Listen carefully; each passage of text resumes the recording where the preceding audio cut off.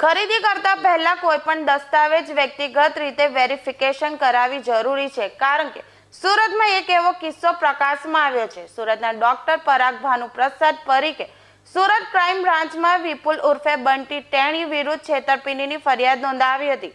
ફરિયાદ મુજબ આરોપી વિપુલ ઉર્ફે બંટી ફરિયાદીની હોસ્પિટલ પર અવારનવાર જતો હતો અને પોતે ગુજરાતી ફિલ્મ ઇન્ડસ્ટ્રી સાથે સંકળાયેલો છે અને કલાકાર છે તેવી માહિતી આપી હતી। ફરિયાદીને જણાવ્યું હતું કે તે ગુજરાતી મૂવીનું કામકાજ કરે છે। એટલું જ નહીં, ખટોદરામાં કાંજીની વાડીમાં લિવિંગ વેલ હેલ્થ ક્લબના નામથી જીમ પણ ચલાવે છે, જેના કારણે ફરિયાદીને આરોપી પર વિશ્વાસ આવી ગયો હતો। આરોપીએ ડોક્ટર સાથે વિશ્વાસ કેળવીને જમીન અને મિલકતમાં રોકાણ કરશો તો સારો એવો ફાયદો થશે તેવું જણાવી પોતાના સહઆરોપી હસમુખ ડાયાભાઈ સાથે મળી પોતાનો આર્થિક લાભ મેળવવા માટે સમાન ઇરાદે ષડયંત્ર રચી ફરિયાદીને સોદાઓ કરવા માટે જણાવ્યું હતું।